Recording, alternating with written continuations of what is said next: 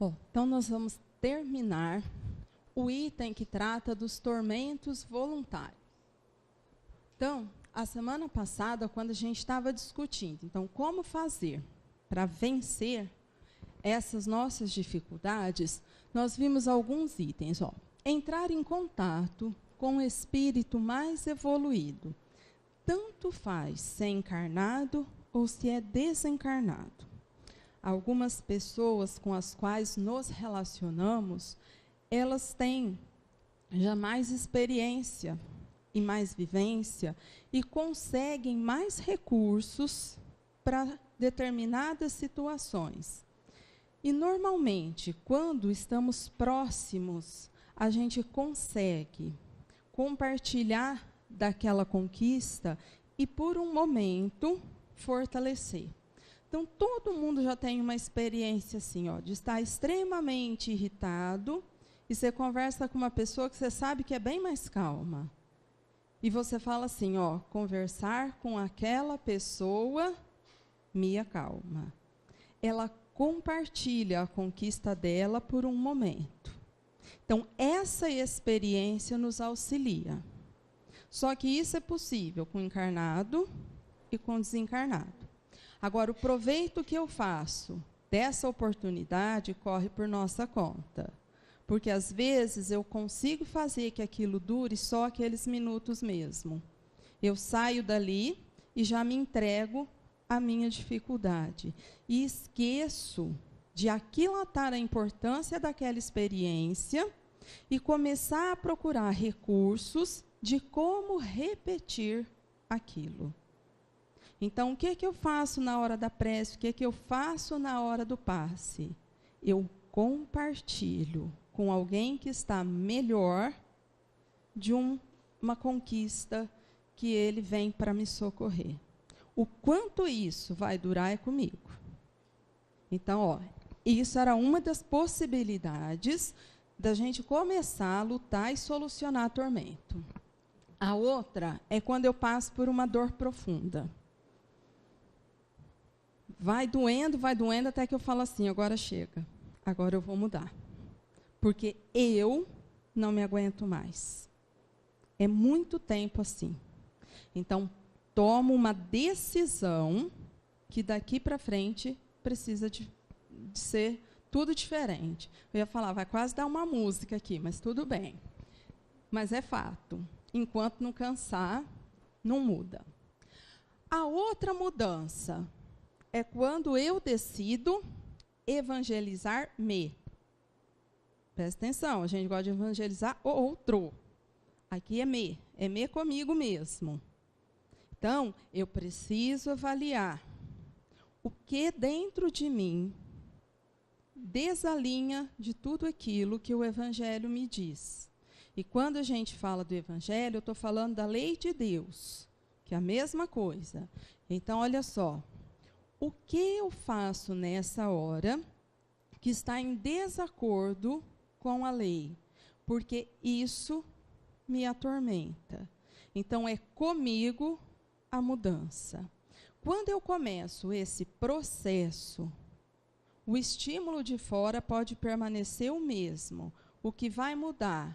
A minha resposta. Se a minha resposta muda, eu faço tudo diferente.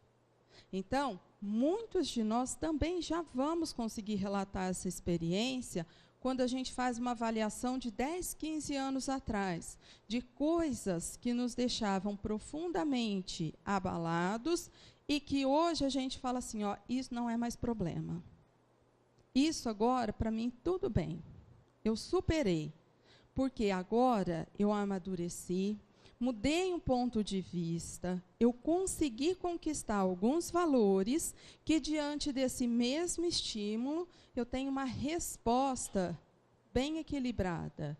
Então, isso não é mais fonte de perturbação. E o último item era o servir, que eu falei que a gente vai usar servir no lugar de amar, porque amor tem dado muita confusão. A gente tem usado amor para coisas muito esquisitas que nada tem de amor. Então, nós vamos a servir. Porque quem ama, serve. Quem não serve, não ama. E ponto. Eu sei que é difícil encarar, mas essa é a realidade. Então, quando eu me importo em servir o meu próximo, é o movimento do amor na minha intimidade. E isso nos liberta de qualquer tormento. É quando eu deixo de preocupar comigo e passo a preocupar com o outro.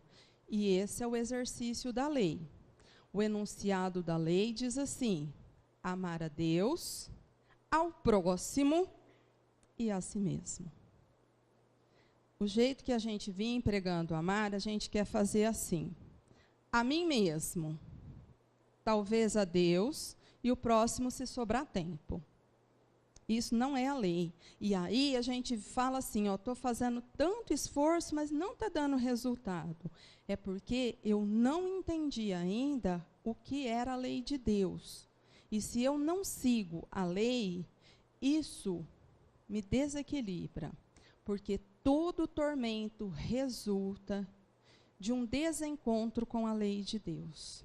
Seja ele físico, emocional ou espiritual. Qualquer sofrimento indica um desencontro com essa lei.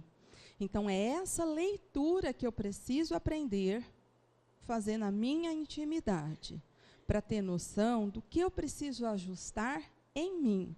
É uma aproximação comigo. Então, nós vamos tentar usar mais agora a palavra servir, porque ela vai ficar mais adequada para que a gente possa compreender. Bom, então aí, seguindo lá no texto do Evangelho. De quantos tormentos, ao contrário, se poupa aquele que sabe se contentar com o que tem, que vê, sem inveja, o que não tem, que não procura parecer mais do que é. Ele está sempre rico, porque se olha abaixo de si, em lugar de olhar acima. Verá sempre pessoas que têm menos ainda. É calmo, porque não cria para si necessidades quiméricas. E a calma, no meio das tempestades da vida, não será felicidade? Não lembra que durante todo esse item, ele discutiu a questão da inveja e do ciúme. E aí ele termina com esse questionamento: se a gente conseguir a calma no meio da tormenta da vida, a gente já não terá conquistado felicidade?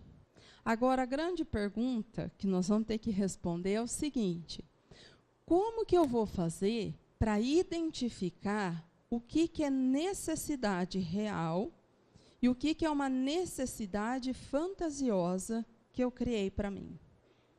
Porque esse vai ser o desafio.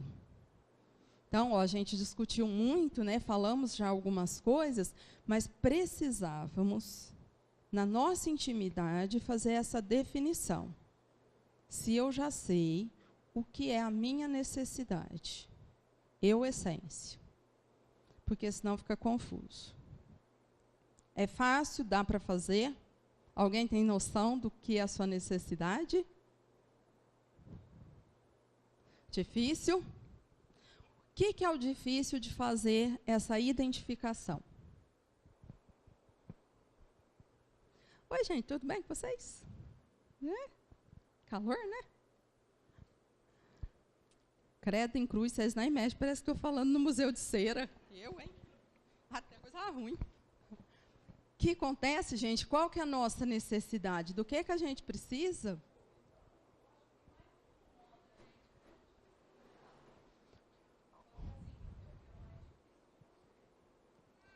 O que mais te incomoda é o que você precisa mudar. Mas o que mais me incomoda, em que sentido?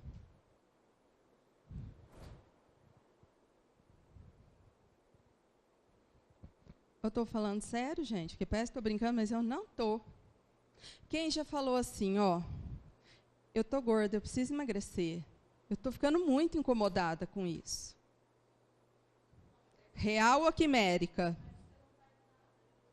Real ou quimérica? totalmente quimérica. Amanhã você morre. Vai embora egoísta e sarada. Eu preciso de tal coisa. Do quê? Aquela que amanhã vai te ser tomado independente da sua vontade?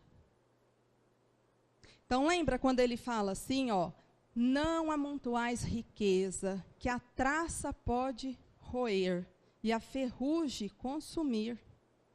Porque amanhã mesmo pode ser chamados ao reino. E de que adiantou juntar tudo isso? Então, às vezes, a gente põe a necessidade num foco que é só material. E eu esqueço de entender o que é a minha necessidade de fato. E isso é uma coisa que assim, eu não acho simples. Aliás, eu acho muito dolorido fazer isso. Porque é muito desafiador. Mas eu tenho que começar a entender de onde vem o meu tormento e qual é a minha necessidade. Mas necessidade em termos de essência. Porque senão eu vou distrair com isso que ele falou de quimérica, aquela coisa fantasiosa, que eu vou falando que eu preciso. Ó, quer ver? Se eu perguntar aqui, quem está precisando ganhar mais esse ano? Quem vai falar não? Ninguém. É necessidade real ou quimérica? Totalmente fantasiosa. Totalmente. Porque isso é uma questão que eu sou capaz de fazer adaptação. E a gente tem experiência, gente, porque às vezes assim, ó, tem época que a vida muda, que de uma semana para outra, você cai do X para o X menos 20. Você precisa de um tempo, depois você se ajeita. E aí você fala, e não é que eu sei fazer isso mesmo? Ó, não é tão confortável, mas não mata. Eu continuo vivendo a mesma coisa. Até aprendi várias outras. Então, esse não era o foco. Então, olha só, isso me confunde. Mas eu preciso começar a perguntar para separar o que é uma coisa, o que é a outra. Porque senão eu fico confusa mesmo. E, às vezes, no primeiro momento, a resposta vai ser que eu preciso. Que é minha necessidade. Só que se amanhã tudo muda, eu vou falar assim, ó, não era. Não era minha necessidade essa. Não foi isso que eu vim aqui fazer. Então, essa aproximação do que sou eu em termos de essência, qual a minha necessidade, é que eu preciso me esforçar para aproximar. Porque senão, eu vou ficando com uma dificuldade de fazer a diferença. E aí, quando ele faz essa pergunta aqui, ó, que essa pessoa fica calma, porque ela não cria necessidades fantasiosas. E essa calma, no meio da tempestade da vida, não será felicidade? Então, mas para nós, o que é felicidade? Eis a pergunta, porque é o próximo item. Pode passar.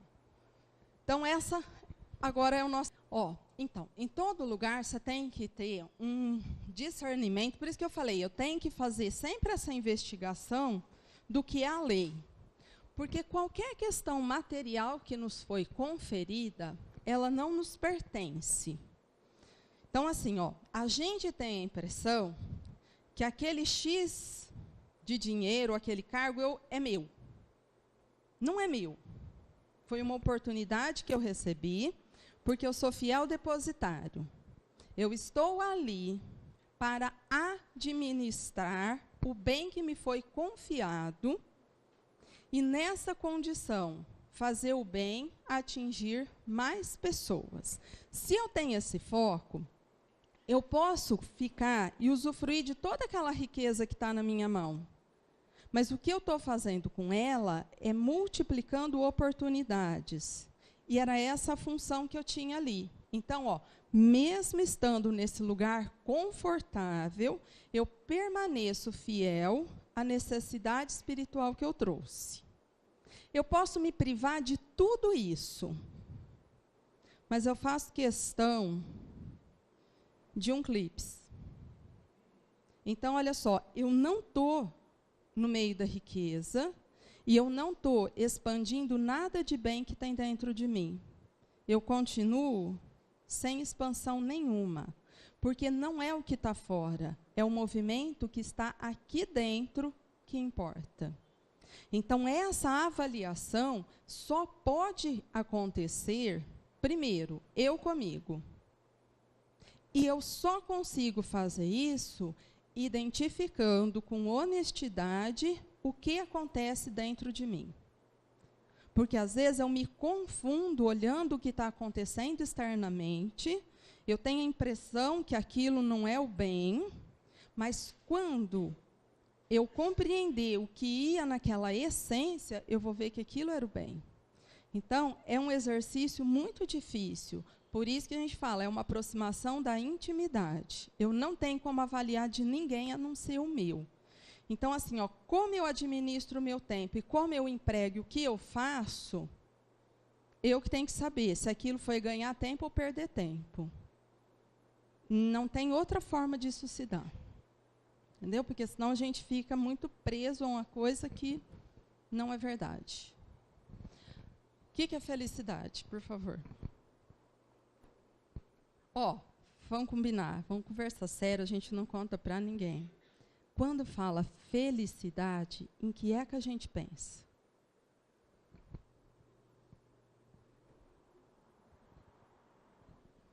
Fala sério, deu até vergonha de responder, né? Entende? Olha lá, saúde, dinheiro. Olha lá, ó, saúde, dinheiro, parar de trabalhar e passear bastante. Ó, não é mais ou menos isso mesmo? Ah, a gente tem que ser sincero, vamos combinar que é isso para nós. Então, olha só, quando no item anterior, o Fenelon pergunta, se abrir mão da inveja e do ciúme e encontrar a calma já não seria felicidade, a gente faz assim, ó. Mas assim, sem se convencer muito, porque ele está falando de uma coisa que não está no nosso dia a dia, a gente não tem uma proximidade com essa realidade. Então, ele fala de uma coisa que a gente faz assim, ó. Tá. Sei lá o que é isso que esse homem fala, gente. E agora, no próximo, ele vai ser o outro espírito que define agora um trabalho com uma infelicidade, uma suposta. Só que se felicidade é isso, então vamos pensar, o que é para nós? Se felicidade é viajar, descansar, ficar rico, ter muita saúde, tudo isso, o que é infelicidade? É o contrário disso. É isso mesmo? Tudo bem, então no primeiro momento a gente acha que é.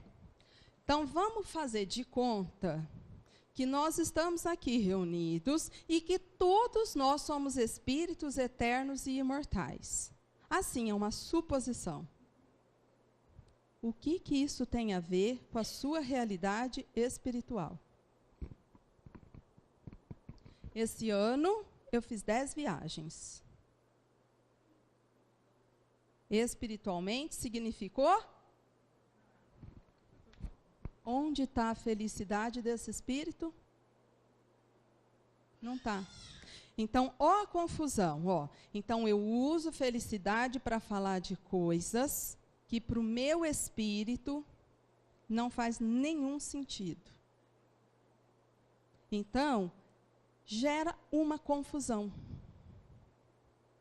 E não é a realidade nossa do dia a dia, quando a gente olha e fala assim, ó, eu tenho saúde, eu tenho emprego, está tudo bem, e eu não entendo essa angústia que fica dentro de mim. Eu acho que eu estou ficando louca. Porque a hora que eu olho, está tudo certo, mas aqui dentro não acalma. Porque eu estou chamando de felicidade essas coisas que eu organizei materialmente aqui fora. Mas aquela que representa a felicidade verdadeira para o meu espírito, eu nem sei ainda do que se trata. Então, está muito distante uma coisa e outra. E aí é tanto desencontro que a gente tem essa sensação de ficar perdido na nossa realidade. Porque eu sinto uma coisa que, a hora que eu olho a vida, ela não se justifica. E aí eu vou ficando muito confusa com tudo isso. Então, assim, por definição no dicionário, é isso mesmo: felicidade, satisfação, contentamento, prazer, êxito. Só que se eu não avaliar isso na relação com a minha essência, eu vou ficar confusa. Então, quer ver? Vou dar um exemplo. Para eu ser feliz espiritualmente, eu preciso conquistar as virtudes que compõem o amor. Se eu for uma pessoa mais humilde, eu vou ser mais feliz? Certeza que sim. Se eu for uma pessoa mais calma, eu vou ser mais feliz? Gente, já pensou que um monte de coisa à nossa volta não irrita mais? Porque eu sou uma pessoa que conquistei a calma. Então, eu olho aquilo e falo assim: cuidado, entendi, tudo bem. E eu continuo calma. Se eu for uma pessoa mais benevolente, eu vou ser mais feliz? Vou ser mais feliz. Se eu for uma pessoa mais obediente, eu vou ser mais feliz? Muito. Então, qualquer conquista do amor me torna mais feliz. Só que a hora que eu leio essa felicidade, e não junto com essa essência, vai gerar uma confusão. Quer ver? Quem aqui fica muito feliz quando seu time do coração vence o campeonato? Vocês ficam? Fica. Você já deixou de comemorar porque no tal jogo o juiz deu aquela ajudazinha para o seu time? Não. Você continua feliz a mesma coisa? Olha que coisa esquisita. Eu consigo ficar feliz mesmo quando a minha vitória foi em cima da injustiça que eu fiz para o outro. Como é que a essência vai ficar bem com isso? Isso é um total desacordo com a lei. Agora, eu continuo feliz? Vou para a rua buzinar, dar aquela provocadinha básica no adversário? Vou, mesmo sabendo que meu time só ganhou porque o outro foi prejudicado. Olha só. Se eu consigo vender uma coisa minha e o outro não percebeu que tinha um defeito, e o negócio fica bom para o meu lado, eu fico feliz? Mas o outro foi prejudicado. E a gente faz assim: yes, me livrei. Uau. Do quê? Mas agora eu adorei. Gente, eu estou adorando isso. Ótimo! Que bom! É assim que a gente age. Eu não quero bater na Marcinha, mas eu contrato Deus para dar um tombo nela. Senhor, pune essa moça, acaba com ela. Aí, a hora que ela acaba, eu fico feliz. Foi Deus, gente, o que eu tenho com isso? Esse é. Agora, vamos combinar. Onde, nessa hora, eu sinto que eu sou responsável? Sabe para mim o que é isso? É igual quando a gente chega ali na esquina e tem alguém caído. A gente olha e faz assim: não, graças a Deus, não é ninguém que eu conheço. Como assim? Como assim? Eu só ia abalar se fosse meu filho, meu sobrinho, meu marido. Como é alguém que eu não conheço? Não, ainda bem que eu nem conheço, não tem nada com isso. Então, olha só. Qual é a minha relação com o próximo? Pensa.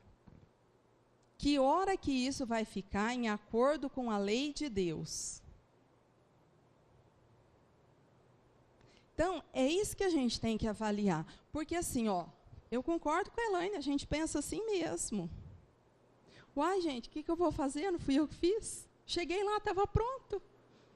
Era só comemorar o título. Já foi. Mas não está certo. Ah, mas aí fazer o quê, né? O mundo é assim, né? Nossa, a gente tem ouvido tanto isso.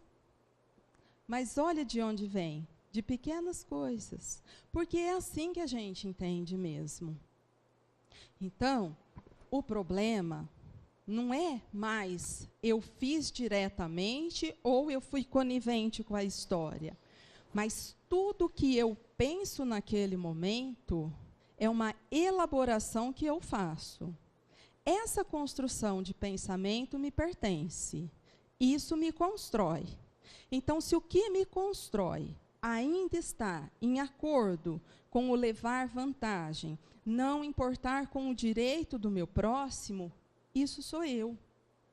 E eu preciso dessa informação a meu respeito para que eu consiga avaliar em cada situação qual pode ser o meu problema. Porque senão eu fico com essa dificuldade. Ó, o que é que eu estou formulando de pensamento que não está de acordo com a lei de Deus? Eu não consigo perceber muitas vezes. E às vezes eu preciso dessas coisas para a gente falar assim, ó, agora eu fiz uma coisa pensando só em mim. Eu importei só comigo. Eu ignorei a injustiça e o direito do outro. Só que isso é o meu modo de funcionar. Essa foi uma informação preciosa que eu recebi hoje a meu respeito. E isso é o que eu preciso corrigir, porque isso é o que em mim fica desalinhado com a lei de Deus. No outro, qual vai ser o efeito? Não sei. Em mim eu já sei qual vai ser. Por quê? Porque agora eu estou consciente que isso que eu faço não está certo. E é uma realidade nossa. Então, quando eu entendo isso, eu vou modificando e lutando para alinhar essa forma de pensar. Por isso que eu falei, dá muito trabalho fazer isso. E em pequenas coisas assim é que a gente vai se apercebendo do que de fato acontece. Então, é uma luta muito grande que nós precisamos iniciar para fazer uma identificação. Porque se eu tentar construir a minha felicidade em cima de injustiça, em cima de coisas que não estão de acordo com a lei de Deus, é uma ilusão. Eu não consigo. Então, eu faço aquela comemoração, ela dura aquela meia horinha, depois eu vou para casa, o vazio está aqui de novo, e não passa. Depois, amanhã, eu tento fazer uma outra coisa, dura aquele pouquinho, e eu volto para a dor. Aí, eu começo a intensificar a busca daquela coisa que dá aquele alívio, mesmo que cada vez o alívio dure menos. Repete, volta para a dor, repete, volta para a dor. O que eu estou construindo mesmo? Um vício, que alivia um prazer muito curtinho, que vai aliviar só um pouquinho, e aí eu vou voltar para a dor. Só que o desespero que essa dor vai me trazendo a cada dia faz eu intensificar essa repetição de coisas. E a hora que eu percebo, eu estou amarrada nisso. Só que agora eu distanciei do que começa a me dar a dor. E aí eu preciso fazer todo um processo de muito trabalho e muita coragem para ficar na dor e dar nome. Fazer uma identificação de pensamento. Que hora que isso piora? Que tipo de elaboração foi que meu pensamento fez que me colocou nessa situação? Que mesmo que eu senti a partir dessa hora, então é todo um processo que exige que dá trabalho, é doloroso, mas que me devolve a realidade. De fato, o que é que eu sinto. E isso é fundamental para que eu tenha a chance de corrigir. Porque se eu ficar distante, eu não consigo. Então, é um grande trabalho mesmo. E aí, então, ó a passagem, ele vai trabalhar a questão da infelicidade. Então, olha só. Vamos começar, que é melhor, que ele pergunta melhor. Ó. Todo mundo fala da infelicidade. Todo mundo a experimentou e crê conhecer seu caráter múltiplo. Então, não está perguntando, é uma afirmação desse espírito. Então, aqui, tem alguém que não tenha uma experiência infeliz?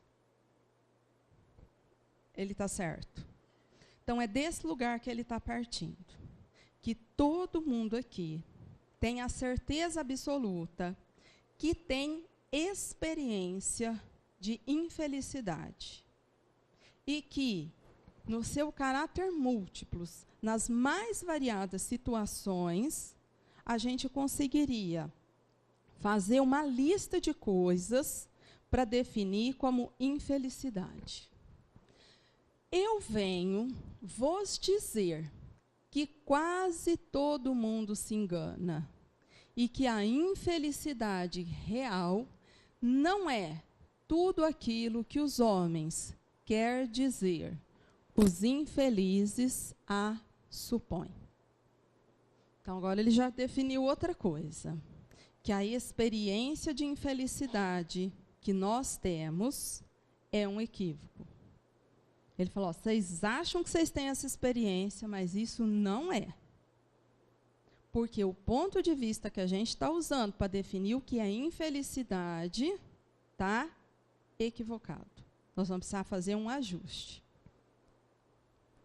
Eles veem na miséria, no fogão sem lume, no credor ameaçador, no berço vazio do anjo que sorria, nas lágrimas, no féretro que se acompanha de cabeça descoberta e de coração partido, na angústia da traição, na nudez do orgulhoso que gostaria de se cobrir de púrpura e que esconde, com dificuldade, sua nudez sob os farrapos da vaidade.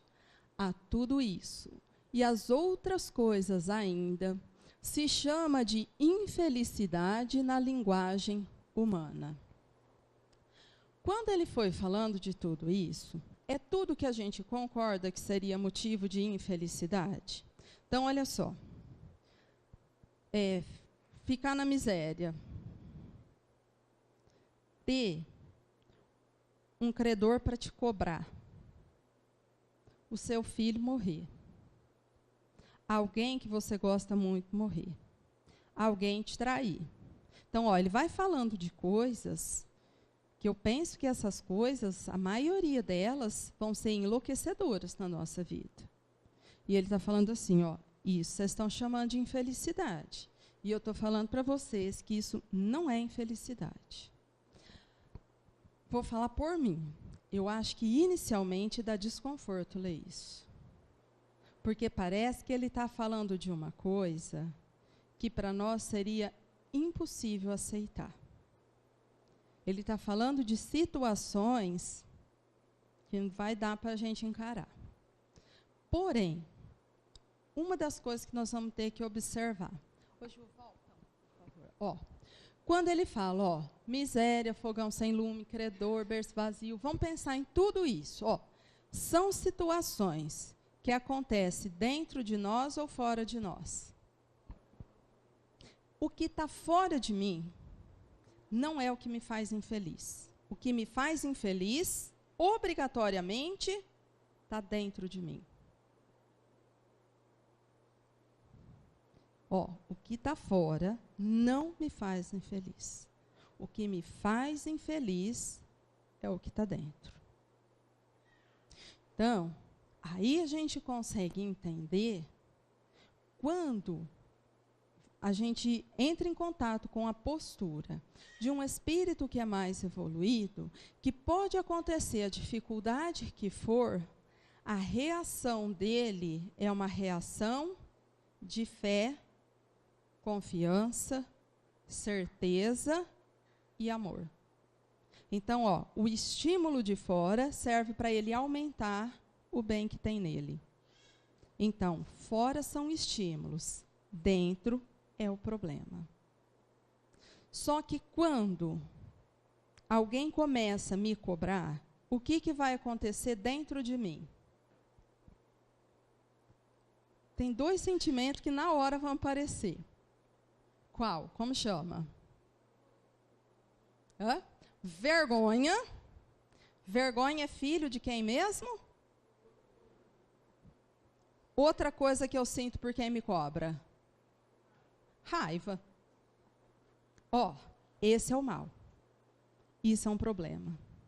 Porque imagina dentro de mim ficar elaborando essa construção, que é uma mistura de orgulho com egoísmo. Isso definitivamente me torna infeliz. Agora, o problema não está no estímulo que eu recebo, o problema está na elaboração que eu faço. Só que, às vezes, a minha impressão é que eu era uma pessoa que já tinha muitas conquistas em relação à humildade. Quando vem esse desafio, eu falo, não tenho. E meu orgulho está sofrendo. Então, se eu começo a entender, eu falo assim, achei um foco que é problema em mim. Isso eu preciso cuidar. É difícil? Nossa, muito. Mas eu preciso cuidar. Se eu não entendi, eu vou ficar até o fim da vida vitimizada, justificando o que aconteceu e falando que o outro que é um problema. Então, olha só, falar do outro não muda nada na minha vida, mas eu vou ficar exatamente do jeito que eu sou, porque eu não estou trabalhando a minha mudança. E o meu desafio não é o outro, o meu desafio sou eu. Então, seja qual for a situação, por isso que ele fala, nada disso eu vou chamar de infelicidade. Então, quando eu saí para comemorar o campeonato, usando a desonestidade para vencer, eu devia sentar e chorar. E falar, gente, olha do que eu gosto ainda. Eu ainda fico feliz de comemorar em cima da desonestidade causada a outra pessoa que fica injustiçada. Essa pessoa sou eu. Então, eu não faço essa leitura e vou comemorar e ficou tudo bem. Então, ele ia falar assim, esse trem aí, isso é infelicidade. Comemorar um ato desonesto é infeliz. Lutar para ser melhor e perdoar é feliz. Qual é o ponto de vista que ele está usando para fazer essa avaliação? Somente o ponto de vista espiritual. Ele não vai usar o ponto de vista das conquistas materiais, porque não é isso que vai ser avaliado. O que ele vai agora considerar é a luta que o meu espírito faz para modificar. Porque esse é o objetivo nosso de crescimento. Eu vim fazer uma transformação de sentimento. E a vida vai dar essa oportunidade o tempo todo de trabalhar sentimento. Se eu não consigo fazer, eu estaciono espiritualmente. Mesmo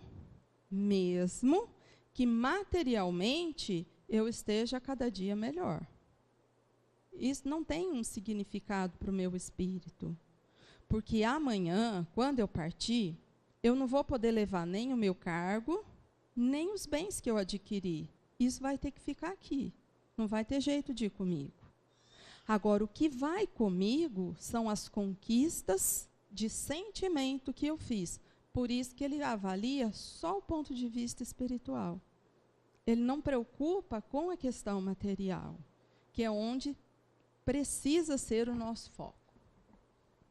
Sim, é a infelicidade para aqueles que não veem senão o presente. Mas a verdadeira infelicidade está nas consequências de uma coisa, mais do que na própria coisa.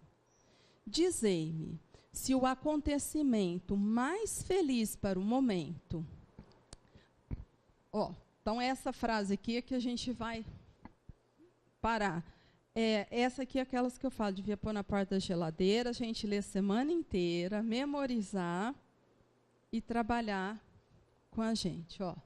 A verdadeira infelicidade está nas consequências de uma coisa, mais do que na própria coisa. Então, olha só, às vezes, eu luto muito para conquistar um lugar. Eu conquisto e fico... Como a gente fica quando conquista uma coisa? Muito feliz. O problema não é conquistar a coisa. Qual vai ser a consequência da sua conquista? O que foi que você fez para conquistar? Esse é o ponto. Quantas vezes, para essa conquista, você deixou de se valer do seu esforço e fez uma coisa chamada bajulação? Ou ficou conivente, só para garantir a sua ascensão? Vai ter uma consequência. Qual é a consequência disso? Feliz ou infeliz? Muito infeliz. Então, ele fala, não olha para a coisa, olha para a consequência da coisa. Não avalia o momento, avalia a construção. Porque toda ação tem uma reação. E essa reação é obrigatória. Vou repetir para o que a Raquel está perguntando, é o seguinte, que eu falei até agora daquela conduta ativa, eu fui lá e fiz. Mas como vai ser, então, aquilo que eu não fiz? Eu só omiti. A briga não é comigo, foi elas duas. Eu vi, mas não é comigo. O que eu vou fazer? Eu não posso fazer nada, gente, são elas. Como que a gente constrói isso? Não é comigo. Indiferença é filha de quem? Do egoísmo. Qual vai ser a consequência da indiferença? Frutos de egoísmo. Que assim, numa avaliação rápida, vocês imaginam que são frutos doces ou muito amargos? Muito amargos. E não tem jeito. Por que não tem jeito? Porque para fazer isso, eu preciso fazer uma construção do eu não tenho nada com isso. A partir do momento que eu fiz isso, é meu. Tão logo minha consciência desperte para isso dá resultado. Em quem? Em mim. E aí, quando o Evangelho trata dessa justiça, ele fala assim, é uma justiça rigorosa e distributiva, a cada um segundo as suas obras. Então, eu podia ter ajudado, mas eu falei, não, isso daí vai me dar um trabalho, não tem nada, é comigo. Agora, vamos inverter a história. Não foi elas duas. Era minha mãe e alguém. Eu ia olhar para o lado e ia falar assim, custava vocês terem ajudado? Vocês iam deixá-la se pegar, vocês não podiam ter partado? Vocês não viram que ela estava nervosa?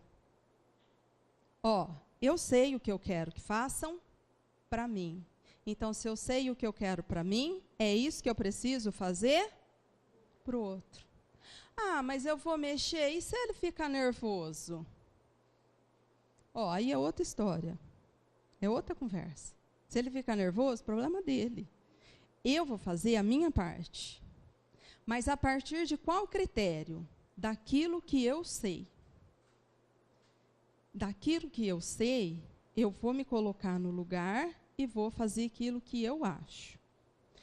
Mas, de verdade, penso que essa questão da omissão, agora, para esse tempo, nós vamos precisar pensar muito. Porque a gente não está tendo mais espaço para isso. A gente está precisando assumir postura. Porque do jeito que está indo o ritmo das coisas, todo mundo está ficando muito descontente com tudo. Só que a gente está num tempo que a gente tem que assumir as coisas. E aí não dá mais para falar isso, ó. Eu não sei. Eu não vi. Eu não sabia. Ô, gente, o último que fez foi em rede nacional. Ficou feio, não ficou? Ficou ruim o negócio. Mas eu não sabia que estava acontecendo isso. Ai, mas eu não vi que tinha tanta negociação acontecendo. Nossa, mas eu não tá. Não adianta falar. Lógico que eu sabia, lógico que eu vi. Mas dá um trabalho. Então, eu vou omitir. Eu vou fazer de conta que não é comigo. Vai que dá certo. Só que vai dar errado. Vocês acham que a pessoa que faz de conta que não vê tem responsabilidade ou não? Então, olha só o problema. Tem no grande, mas tem no pequeno também. Então, cada um com seu compromisso. Mas não adianta eu falar do compromisso do outro se o pequenininho que acontece ali no meu setor de trabalho, dentro da minha casa, eu fico fazendo que não vejo também. Porque é omissão a mesma coisa. Então, eu vi. Vai me dar trabalho, mas eu tenho que fazer alguma coisa. Por quê? Porque é comigo. Porque esse que está no meu caminho é esse que é meu próximo. Então, é comigo. Agora, eu preciso avaliar. Então, lembra que tem colocações de Jesus que ele diz assim, ó, sim, sim, não, não. Vocês não vão encontrar o evangelho uma hora que fala assim, ó, mais ou menos. Talvez. Pode ser que sim, pode ser que não. Não, é sempre uma coisa definida. Não se pode servir a Deus ou a Mamon. É frio ou quente? O morno, eu vomito. Isso é citação bíblica. Não dá para ser meio termo. Você gosta da Márcia? Mais ou menos. Não, mais ou menos é não gosto. Como que gosta mais ou menos da pessoa? Ah, então, quando ela me agrada, eu gosto. A hora que ela faz uma coisa que eu não concordo, eu não gosto mais. Então, eu não gosto dela. Eu gosto da parte dela que fica me bajulando. A hora que ela mostra quem ela é de verdade, eu já não gosto mais. E eu preciso definir, gosto ou não gosto. Só que a gente foi habituando com essa história de mais ou menos, e a gente fica sem definição. Eu sou ou eu não sou? Ah, mais ou menos. Aí você fala assim, você tem fé? Qual que é a resposta? Olha lá, um pouco. Ó, entendendo? Então, a gente vai habituando com isso. Você acredita na vida futura? Eu acredito. Você tem medo de morrer? Vixe. Ó, então, se eu não vou definindo, o pensamento fica muito confuso. Então, a hora que eu defino, eu consigo buscar elementos para fazer uma organização, que é importante para mim. E isso é sempre. Agora, eu acho um desafio essa história de não omitir. Por quê? Eu vou até falar por quê, que eu acho tão difícil. Porque, normalmente, para a gente ser sincero, a gente precisa abrir mão de interesse pessoal. E isso, para nós, é muito difícil. Porque imagina você chegar para o seu chefe e falar assim, não concordo. Sua conduta foi excessiva. E ele fala assim, eu vou te mandar embora.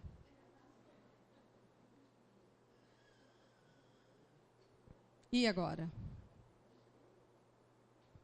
Olha que complicado que é.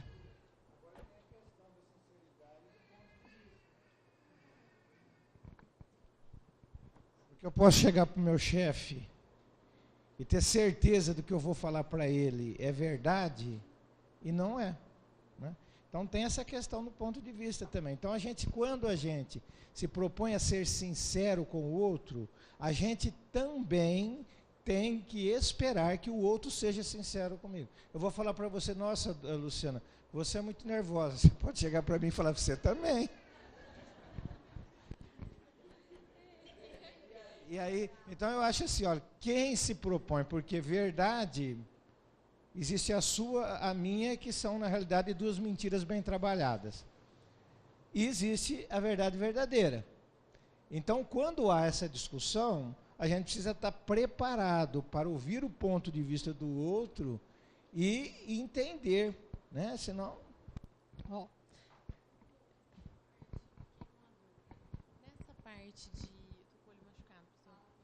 Nessa parte do exemplo que você deu do chefe, eu passo muito por essas coisas. E aí, às vezes, eu fico pensando assim, quando a gente lê no Evangelho que tem o superior e o inferior, né? Que a gente...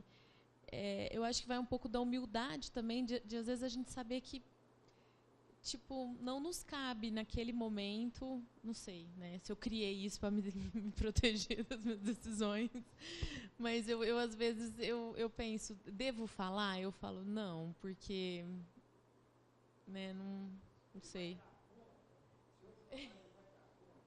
Mais ou menos.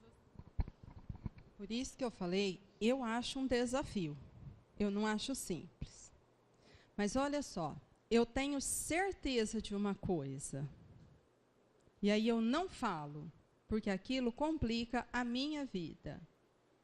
Então eu acho mais confortável que o outro perca o emprego ou seja acusado para que eu não tenha que me expor. Não tem mais dúvida. Eu presenciei, não foi aquela pessoa. Mas eu não quero mexer com isso, porque isso vai ser muito difícil.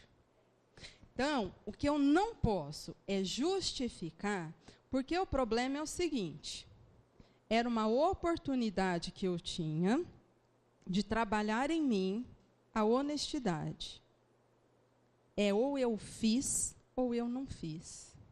Ninguém vai te cobrar por isso, porque só você sabe que você sabia e deixou de falar. Porém, é um plantio. E como todo plantio, vai ter acabou.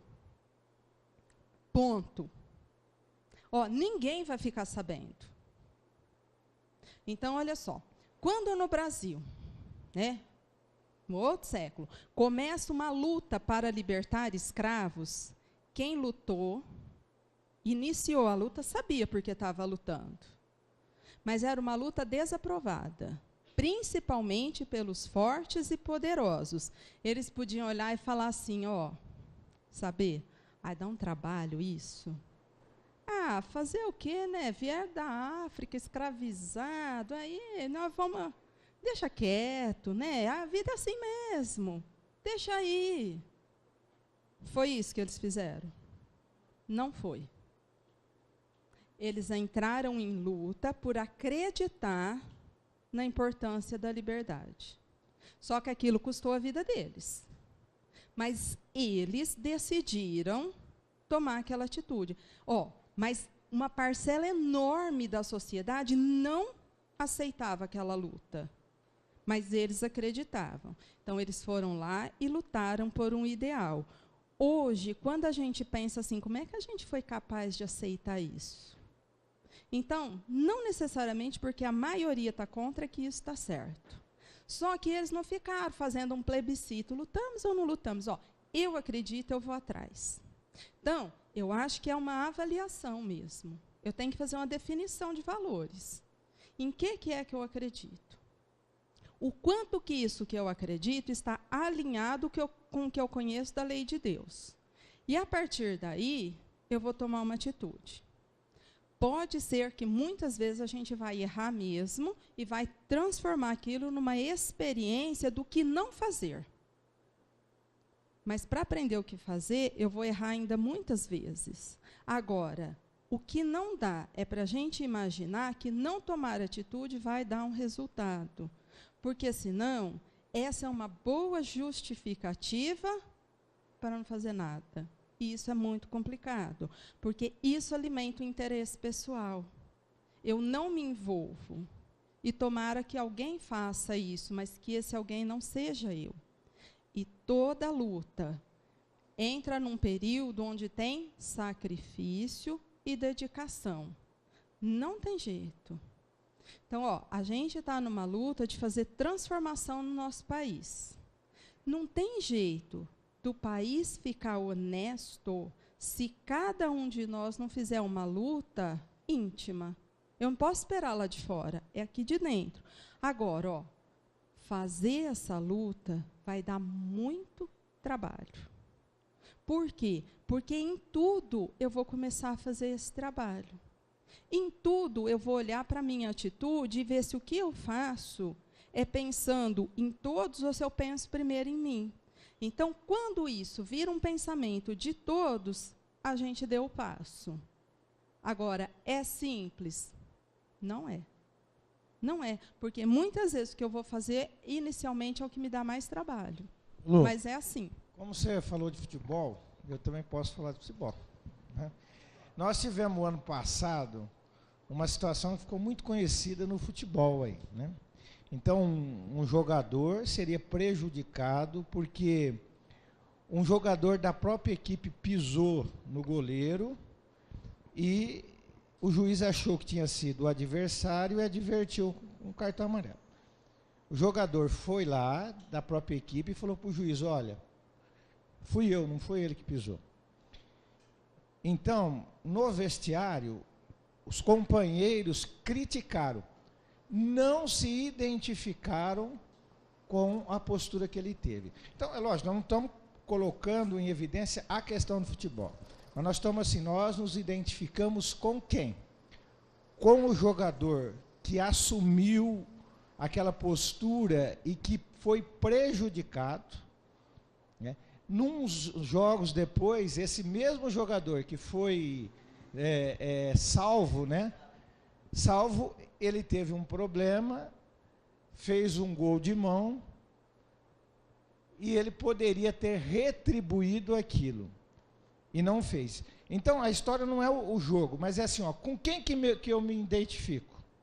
Com aquele que foi lá e assumiu, mesmo prejudicando o seu salário, porque deixou de receber o bicho, a crítica dos amigos, ou com aquele que foi aplaudido pelos seus amigos, ganhou o seu bicho, com quem que eu me identifico? Porque a discussão na época ficou em cima disso, né?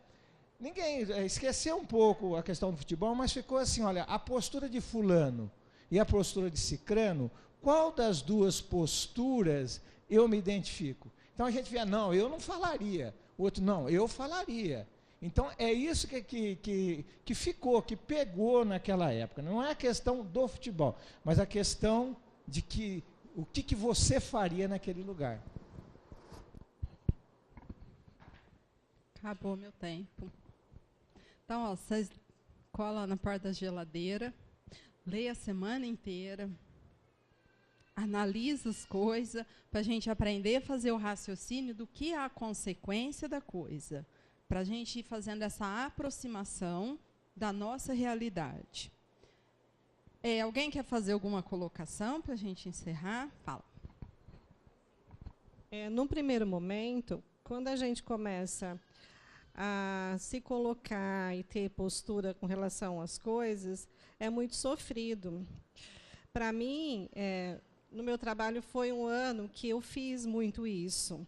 E foi muito difícil.